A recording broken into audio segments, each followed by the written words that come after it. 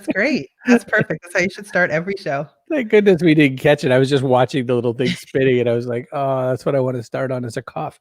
Welcome to the Backpack Show, everybody. Labor Day. Who knew? Labor Day edition of the Backpack Show, which ironically enough examines two very different, very interesting career trajectories. So first, we'll talk with Robert McCaw, an attorney, first an army man turned attorney, and now turned mystery novelist who writes these amazing books set in Hawaii. So we'll talk with him, and then we'll talk with Kelly Smith Tucker about her journey from meteorologist to news anchor to corporate communications at Whirlpool. So for Labor Day, we're going to talk an awful lot of career stuff. There's going to be a lot of business going on around here at Labor Day.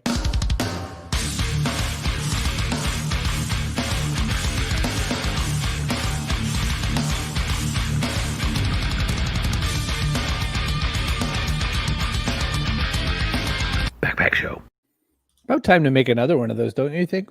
Scott says, Happy Labor Day. If you want to make another one, I'll happily make another one.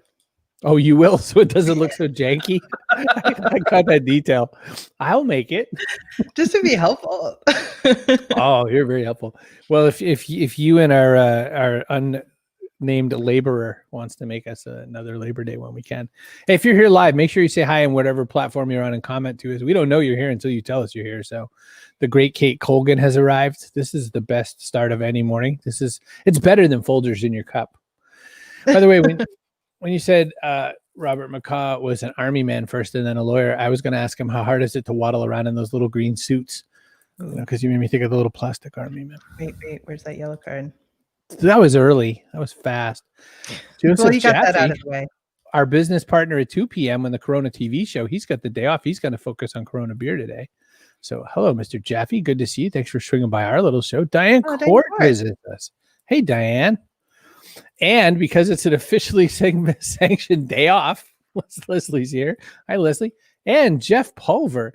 A little secret between the only few people who have come here to visit today. You should know that Jeff Pulver's birthday is coming up. An important what? Day. Yeah. Folgers. Oh, no. I actually have Whiskey with a View coffee from Armino Roasters in my cup today.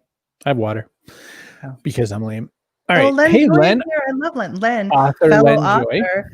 Also working with Fazia Burks Group, FSB Associates, because the very best authors are represented by FSB Associates. Which is a great time to bring in our new FSB Associate author friend, Bob McCaw. Hello, sir. Good morning, everyone. Good morning. So excited to have you here. I'm reading Off the Grid, which is your second book, but you have 3 others. So if you guys want to read these books in the correct order, start with Death of a Messenger. They're independent stories. They have the same characters, but you can read them in any order. But Death of a Messenger, Off the Grid, and the latest one, which just came out in hardcover, is Fire and Vengeance. I noticed that you're very good about kind of catching people up.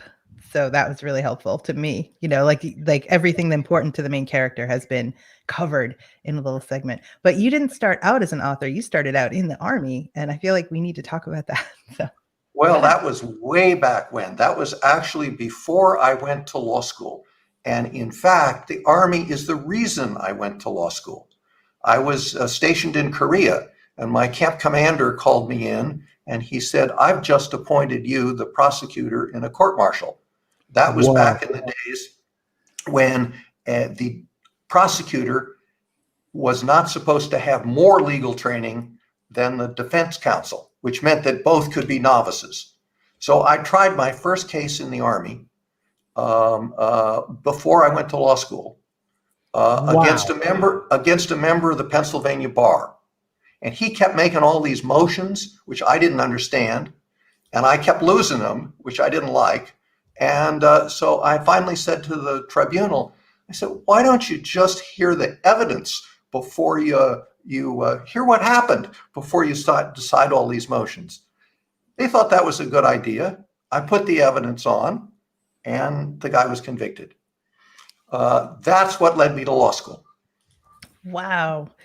Well, people are here telling us that apparently, Chris, you said I guess they don't like Folgers. Jimmy Charles, country musician in Nashville, is going to be coming on the show very soon. So can't wait for that. Yeah, so everyone's turning up to see you, Bob. So that was your first case. Was like, hey, good morning. And you won it. He won his first case. I won my first case, but before I went to law school. And it was downhill from there. Well, I had that question because I have the ability, I have a great knack for doing things well the first time and then blowing it just like forevermore because, you get that false sense of security or whatever. So I don't know if you're serious or not, but was it harder once you learned more about law? Actually, going to law school was, for me, one of the two best experiences of my life, my educational experiences. The other one was jump school. They are really good at teaching you how to jump out of airplanes, just like the University of Virginia was really good at teaching me how to become a lawyer. I've often thought that if you really know what you're doing, you can do it from jump school to law school. Around the time you went to jump school too, it was still not. It's a lot different how they've done it in the more modern Army. Starting at let's say 2004 or so. So you kind of did it the old hard way too, like that. Nothing was the easy way for you, Bob. I did the old hard way, and jumping out of airplanes is not a lot of fun, and I haven't done it since. No, just the one time. No, actually, you do it 5 times. And on my 4th jump, you're supposed to jump, you're hooked up to the airplane. So when you hit the end of a static line, your chute is supposed to open automatically. And you're supposed to feel like somebody grabbed the back of your collar and tried to rip your shirt off. Well, I went out and I didn't feel that big jolt.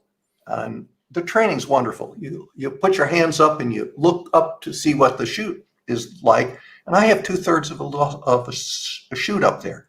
And then you look around and I'm down lower than all the rest of the guys. That's when you pull the reserve. And I pulled my reserve chute. And the next thing I remember is a sergeant on the ground with a bullhorn yelling, "Jumper with the reserve, relax. Jumper with the reserve, relax." And I came floating. He was telling me to remember to come down with my knees bent and to roll, to unsnap it if the wind is blowing. And I survived. Wow. And then never did it again. Wow. Hey, look who else just came to say hi today. It's our new friend, Ann McCaw. Yay. Hey, Dad. My daughter. On the show. My Yep. daughter. Hi, Ann. Wonderful. So at what point do you get designs on being a writer? Because so we're talking about the Army right now, but after that, you had a really high-powered legal career. You clerked for one of the Supreme Court justices of the United States, so Hugo Black. So this is a very, what most people would consider an aspirational career in the legal field. And when you finished with it, you go on to write mystery novels. So how did that happen? Well, you've got the connection just a tad wrong. Because I started writing while I was practicing.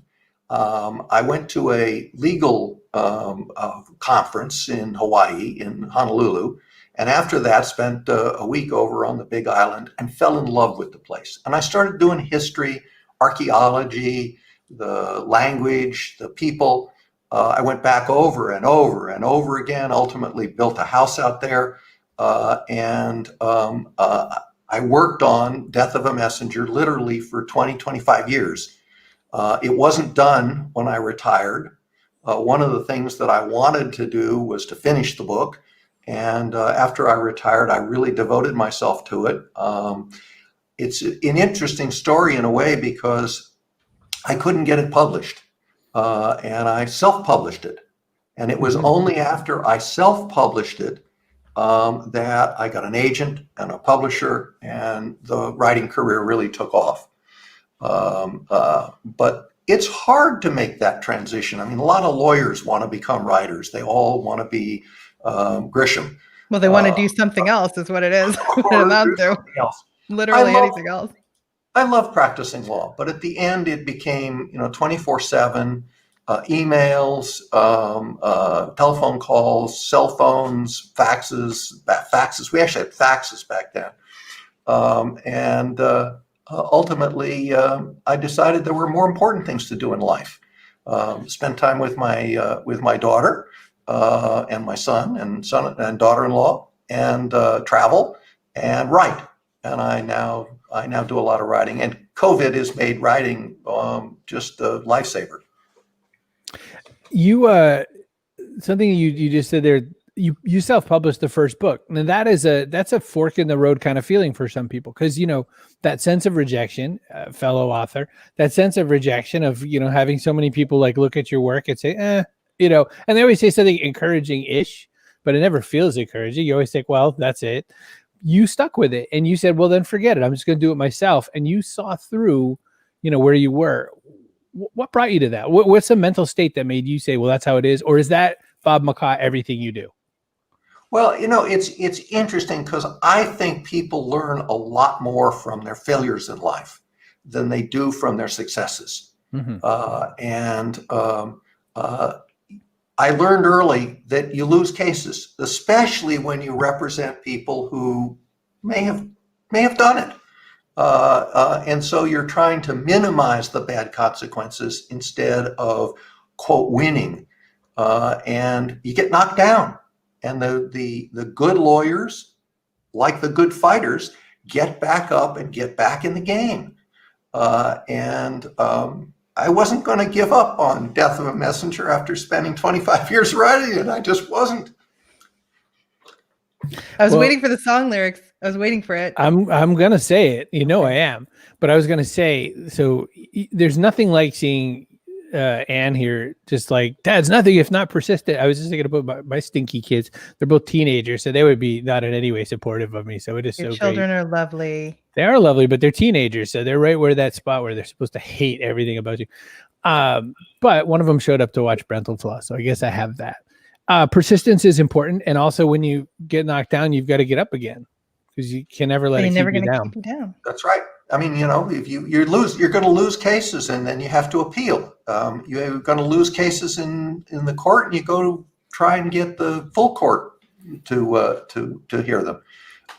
And you're persistent. You're persistent with clients. I mean, lots of clients start off not being necessarily truthful with you, not really following your advice. You can walk away, or you can be persuasive, and you can keep trying, and you can keep pushing. That was how I learned to do legal writing, was subject, verb, object, like boil it right down to the analysis. You know how they teach you issue, rule, analysis, conclusion? I'm like, nobody cares about 3 of those. Like, just do it all in the analysis. The much shorter brief and the smaller stack of paper very often. There's another interesting lesson there for writers. I never gave a brief to anybody else in the law firm to read if I didn't expect them to improve it, and vice versa. They gave me a brief. I expected them to want me to improve it. That made me really appreciate editors. And I think life is very much a team sport. You get further if you can develop a group of mentors on one side and people who are supporting you on the other side, people who you can go to for advice, people who will actually tell you, Bob, you're wrong about this. You should look at it differently. That's enormously valuable. People like your daughter? Like my daughter, who she's got her own opinions and she expresses them well. And that's a small tribute to her parents. One of the things we do on the Backpack Show is bringing questions from the audience as they come up. So Kip is looking for some pointers on resilience from you. And Len appreciates your point about editors. So points on resilience. I remember losing a case, and I felt terrible about it, just terrible about it. That case ultimately got reversed by the Supreme Court. And I was told probably 25 times that the theory that I was pushing for that case just wasn't gonna make it. And the district court disagreed with me. The Court of Appeals disagreed with me. It got to the Supreme Court of the United States and they changed the law based on that theory. And it took years. It literally takes years to go through the district court, the Court of Appeals, and get to the Supreme Court, brief it, have argument. That's an example of persistence. And I got knocked down a number of times in that process. It's amazing how that all gets worked out. Anne says, and we're gonna go to the break, and we've pushed your links up about 85 times. So I hope you can stick with us too, Bob. Anne says, we both scare people when we get into an intellectual disagreement. I have a feeling that those are spirited moments at the McCaw compound. That's interesting to see. Bob McCaw, stick with us if you can. We'll bring you back after. Thank you so much. That was so good. And you also have to remind us what your newest, most recentest book in the series is out right now. Fire and Vengeance. Fire and Vengeance. How could I forget that? Fire and Vengeance. And if you haven't checked out his books, you need to, because I'm really enjoying the one I'm reading now. So I'm already pre-ordering all the rest of them and the new one that's going to be coming out. So I am fully prepared. So you're watching the Backpack Show. Did you know you can make a show just like this? We are sponsored by StreamYard. See brogan.me/StreamYard. Get your own copy today. You can make your own show like this, only worse. See brogan.me/StreamYard. I'll just do it different every time. See brogan.me/StreamYard. You can come get it. That's what this great application is that makes this show look so amazing. Like, that makes it's it nothing so easy to do for with guests us to join. Yeah, guests can join. We can work on it. I mean, when we bring in Kelly Smith Tucker, you're not going to believe it. She's like got 5 pieces of string, a box of cereal, and a few Lego. And that's how she's actually getting into this call. And it's working now. So, all right, I'm going to hit this button here and say we're also sponsored by PubSite, pub-site.com. This is FSB Associates. If you are an author, you can make your own site for your book. And it's an easy way to do it. This is book in a box kind of, not book, website in a box for authors. Yeah, you have to write the book, but I gotta say it wrong. You gotta write the damn book, just add book. But this is the thing. There's your own book. But they'll do the again? website for you. If you absolutely if you just need a website and you need it to be easy to set up, it's very easy to set up using pub-site.com. But if you don't even want to do that, even though it's easy, they will actually do it for you. So there's a 14-day free trial. Go check that out at pub-site.com and get your book out there on the interwebs. And you should know that they're also the sponsors of the Person of the Day, which comes up a little bit later. Yes. So when we book this show, it is right now it's actually a little more Carrie than me booking who goes on. Carrie just goes, I wanted this. And then she goes and finds a this. And it's always amazing who she's, I'd like a clown, please. And then she finds a clown. How about a nun? And it happens. So she said, I decided to get a nun on the day that you booked an adult film star. Right. So I had the adult film star. You had the nun. I think it works out. It balances us karmically. So Carrie goes, I want to find me a meteorologist. And well, she came close. She got an X.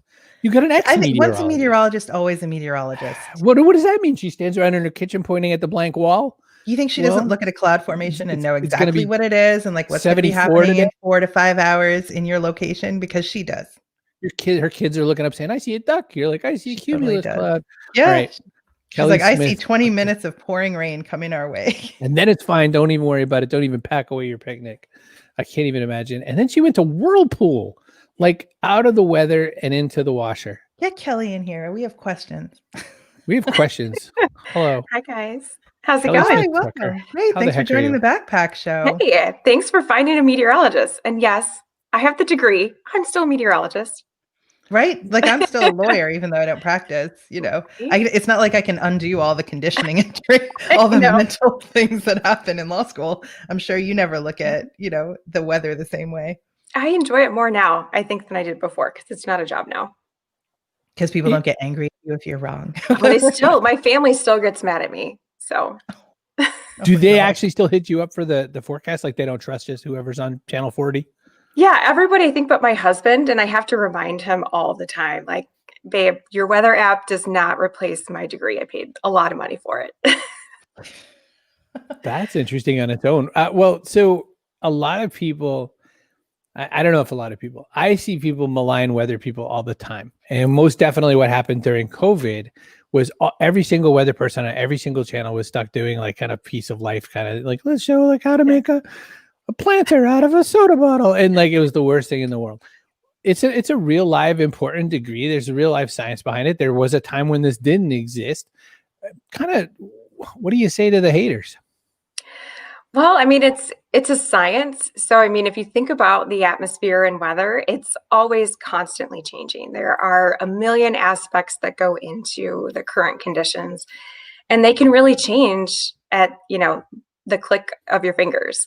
So you have to always constantly check to see what's changing. And I think that's why people are like haters because they look at their app, their weather app 4 days ago, and they're like, oh, well, it said 4 days ago it was supposed to rain, but it's sunny today.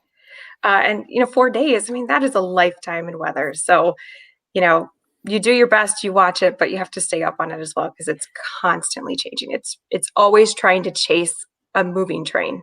But you're a scientist, right? So I have the Mhm. same issue with people being rude to nurses because it's like nurses go to school 4 years, 6 years, sometimes 8, whatever. They get advanced degrees and then they're like, "You don't know anything." I feel like they do the same. You're a meteorologist, you're a scientist, right? But Mhm. now you have to be a scientist on TV, Mhm. which I feel like is a whole different thing.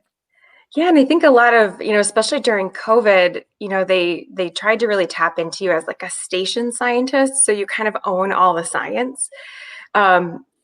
Towards the end of my career, I was doing a little bit more anchoring, and we had an earthquake hit in Michigan. Okay, earthquakes don't happen in Michigan very often. So I got thrown in to just do live coverage for 45 minutes talking about earthquakes. And I am by no means an earthquake expert, but I do have obviously the science background. So you really have to kind of be a jack of all trades, especially in today's day. Kip says that he would tell the meteorologist haters to have a big glass of "Shut up." Thank you, Kip. Thanks, I Kip. I have a That's friend who awesome. did day news out in, I think it was Portland, Oregon. It might have been, it was Portland. And the thing that you never would imagine, and I just happen to follow her on places like Instagram and Twitter after we became friends, and she just shares a lot of the negative commentary that you get on nothing to do with your job. Oh, your hair's really dopey. Why'd you get your hair like that? What kind of dress is that? Are you putting on weight? Like, it's awful. It's brutal what they say to TV personalities. Is that part of what makes you decide you're going to go become a wizard over at Whirlpool? Or tell me about that part of the job. Yeah, oh man, people are just cruel. And I have to say, I was so lucky. People were very, very nice to me. I mean, I wore a striped shirt once. It was black and gray, and somebody called me the Hamburglar. And I had to die laughing. I thought it was so funny. I mean, you really can't take yourself seriously in news. You have to have a thick skin in it. And I think that's what's really helped me be successful in the business world. Like Bob was saying, you can't let, when you get knocked down, when people tell you your book sucks and it's not going to get, published, you just have to keep going and know in your heart that, what you're doing is real and what you're doing is good. For me, I think it wasn't about, the bad negative energy. I think it was more for me about just quality of life. I was working crazy hours. I was working weekends every holiday. I had 2 weekends off in 2 years. So it was just a lot of just sacrifice for my job. And I really just wanted to do something different. That's really all it boils down to.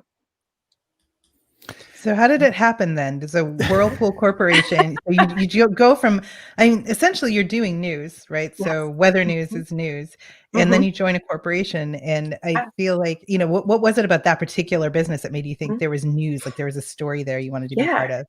So I needed to start looking differently. I realized I was moved up to anchor and I was a meteorologist at heart. So for me, to be an anchor, it wasn't doing what I loved anymore. I was just, doing news. So I was starting to just try to look for something different. And I actually reached out. I went on LinkedIn and I found somebody who was a former journalist who was working for Whirlpool. And I just reached out to her and said, hey, I'm a journalist. I want to get out of the business. How did you do it? And how do I do it? And I think that was my key to success really was I didn't wait for the opportunity to come to me. I went and found my opportunity.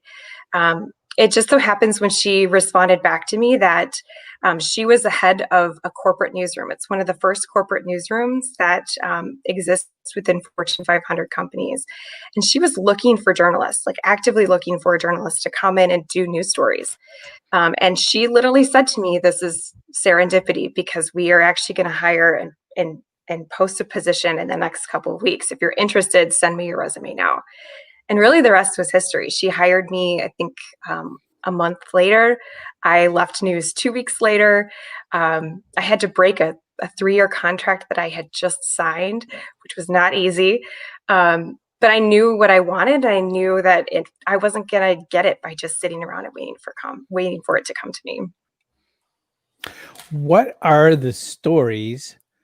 How do you get from we get this cool new product to I have to make this into a story. So for instance, I swung over to whirlpool.com right now while you were talking, and I wanted to see what was going to splash at me. What were the features on the front page? And it was load more, run less. And I was like, all right, I get it. Like, there's a third rack. So if you could put more things in your washer, you don't have to wash as often, because evidently we use all the dishes. How do you do that? And by the way, talk about a crazy beat. Like, you're talking about fans and things like that. Like, how do you make that into a story that grabs? Yeah, I mean, I think what's really awesome about Whirlpool is that they really recognize the fact that, owned media is powerful in the day and age that we're in, that almost just as important, if not more important than earned media, for sure. And for us, our pillars really surround innovation and really just looking for the innovation stories within our company. What are the great stories that we have? So it requires you to really be a journalist, to be a reporter, go in and find out what the stories are. We have embedded communicators who sit within all of the different types of categories within, who are just literally mining for stories. So looking about what's the cool news story about the third rack that has its own wash system. And it doesn't sound really interesting, but it is really a fun job. And I never thought that I would like learning so much about cleaning. I do.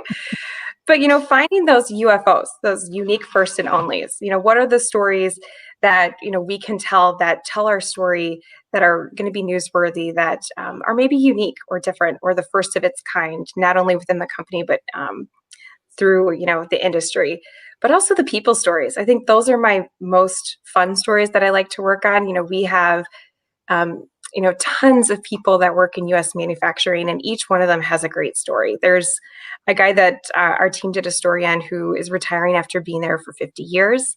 His wife had been there for 50 years. Between the two of them, they have over 100 years of experience. So wow, you can't get stories better than that. I love how it started, though. I love that you reached out affirmatively, said, I want something different. I can picture what I want, and I'm going to start telling people this is what I want. And so for you, almost immediately it manifests, right? But other people, they just kind of harbor these secret desires to make change in their life, but they never say anything about it to anyone else. So nobody else can help them. And you know what, that's really the kind of person I was before I got into news. I was the kind of person where I kind of just sat back. I was a little bit shy. I had a dream and I didn't know how to get to it. And I finally had a professor who gave me the courage to finally start to take risks, and calculated risks at that. But once I did one risk, it kind of built on the next, and then on to the next. And then I wasn't afraid to really take risks. I actually got my job in Grand Rapids, my last on-air job, because I wanted to move back home to Michigan. This is where I grew up. My dream was always to get back to Michigan. And I reached out to every news director in the market and said, hey, I know that I may not be ready right now, but this is where I want to be. If you have a position that comes open, please keep me in mind. And just like my job at Whirlpool, I got an email back within 4 hours from a news director who said, we're going to launch a weekend morning show. We need a meteorologist. Can you be here next week to interview? I did a 24-hour flight. I interviewed, I got offered the job, and I moved within 2 weeks. So wow. It's just, don't wait for things to happen. Manifest it yourself. Even if they say no, just being brave to just continue and not give up is, I think, the key to success in my eyes. It's vital. Being persistent like Bob. Mm-hmm. Yeah. Yes. And here he is back. Bob McCaw, thanks for coming back. Kip says he loves the concept, having a company with vision and budget to embrace the media company. And also that he thinks journalism chops make for formidable competitive advantage. So we have a thing we do on the show that we call alchemy, which is sometimes the guests don't always make sense together, and you have to kind of squint to figure out what it means. Well, one kind of weird personal alchemy for me is I never finished a degree. What was happening in my world, I was in technology and I was in sort of the real front lines of everything. I was so far ahead of what they wanted to teach me in school, and I just didn't have the vision to see what fundamentals I could have used. I only have one real regret in my life, besides maybe serving in the military. I wanted a law degree and I wanted a journalism degree. So not serving in the military, by the way, not serving in the military is a regret.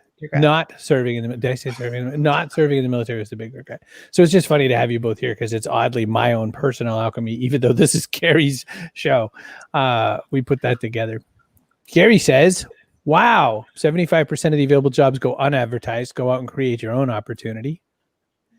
Coach Scott says, make things happen on your own. Don't wait for stuff. Just collecting trash outside my office. That's why. Oh, I don't hear it. Good. We don't hear it. You will. Don't worry. So it's the question I have for the both of you to sort of pull apart is, who were you at 14?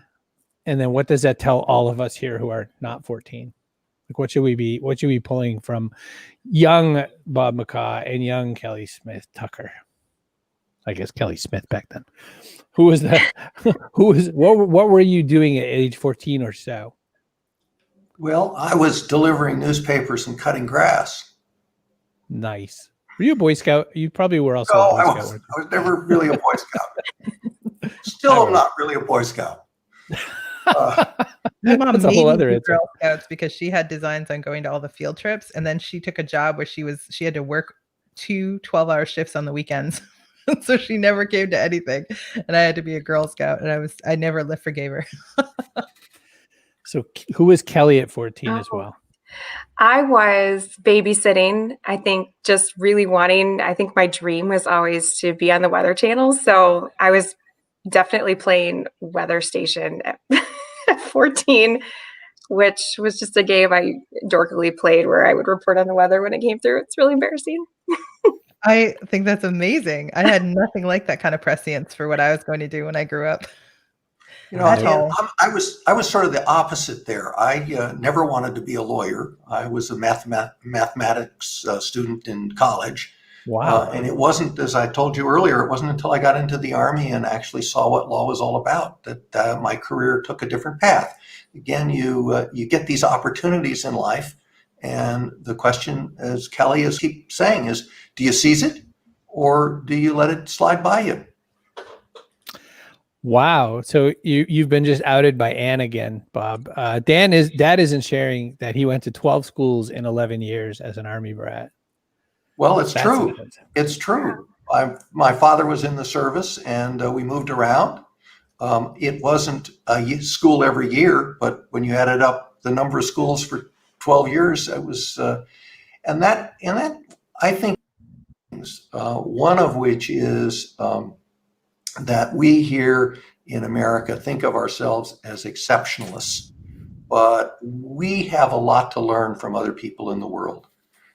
There are a million different perspectives, and we don't have the best perspective on everything. And we have a lot to learn from the people who do things a little differently than we do. Well, that leads us right into the next part of the show, which is the backpack question. So the show's called The Backpack Show because the idea is that the world is all crumbly. We don't know what's going to happen next. We're on, crazy soil right now. We can't really build a foundation. We can only really carry what's going to fit in a backpack, metaphorically and physically in some ways. So the real question, by the way, we had Whiskey Nate on who literally lives out of a backpack. So that was interesting. The question is, what goes in your backpack? People have put in things like good questions, or people have put in hope or vulnerability. And so what's something that needs to go into the backpack? I'm going to ask Kelly the question first. Kelly Smith Tucker, what goes into the backpack? Well, I was going to say fearlessness at first, but then I was thinking about it and I feel like in order to be fearless, you have to be brave. So I'm going to say bravery, because for me and just my, in my life and the experiences I've had, fear is like a cage. Fear will stop you from doing anything and everything that's good in life. Some good, some bad. But really being brave to go and make your life your own, to go through and to chase your dreams. And if you fall short, being brave to get back up and keep moving. For me, being in weather and being on TV, there were so many times that I messed up or things didn't go the way that I wanted them to. Had I not been brave to keep moving forward and coming back every day, I wouldn't have been successful. I would have been just a total flop. So for me, it's bravery, because it really knocks down, I think, the cage of fear and allows you to have just more fun and more success. Wow. What do you say, Bob McCaw? What goes in the backpack? Teamwork, rely on other people, make friends, network, share your ideas. Don't be afraid to put that idea out to a friend or even to an adversary. Learn what you can from them. We somehow we think that people succeed all by themselves. And I actually don't think that's really true. I think almost everybody who's successful has found a network of mentors and of supporters and of colleagues, and who are not prepared to go it alone. And you help each other out. You work with each other. You learn from each other, and it makes you better than you could possibly be by yourself. If you can't find those people in your life, you have children like your daughter, and they grow up to be amazing and support you in all your endeavors. So I want to point out something that any normal show would not take a last question as it rolled in right after everything is wrapped up so perfectly tight, but I'm not normal and I like Gary Stockton. So I'm going to put in Gary Stockton's question, which is, Kelly, any thoughts on storm chasers or reporters who put themselves in harm's ways to get the story? Oh man, I told myself I was not going to get controversial, but this is where I draw the line. I can't stand it. It really is something that is just, it's morally wrong. I know a lot of storm chasers that are really, really good people, but then there are those that just push the button a little bit and try to go a little bit farther. Just watching some hurricane coverage these last couple weeks, man, it's, I think sometimes we'll do anything for a story. And I think that it's our job as journalists to keep each other in check. And if you've checked out my Twitter feed, I'm pretty vocal about it. Good answer, by the way. So we have something we do here on the Backpack Show. That's Kelly Smith Tucker, and that is Robert McCaw. I keep wanting to say Dr. Robert McCaw. I don't know why I keep saying that in my head. Doctor.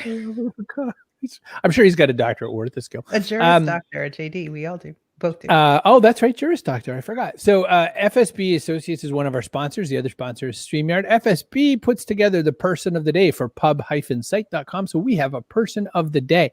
Who couldn't we give the person of the day to besides Ann McCaw, who says, Dad is my lifetime mentor. Listen, you don't get any prize to being the person of the day, but you can have an apple just like that one. If you go find one somewhere and eat it, it's totally yours to get. So you are now person of the day. So glad to have you both on. What a show we had today. I'm pretty impressed. I always learn something new. Carrie and I are always grateful to bring in super smart guests. I was asking my grandmother one time about this, and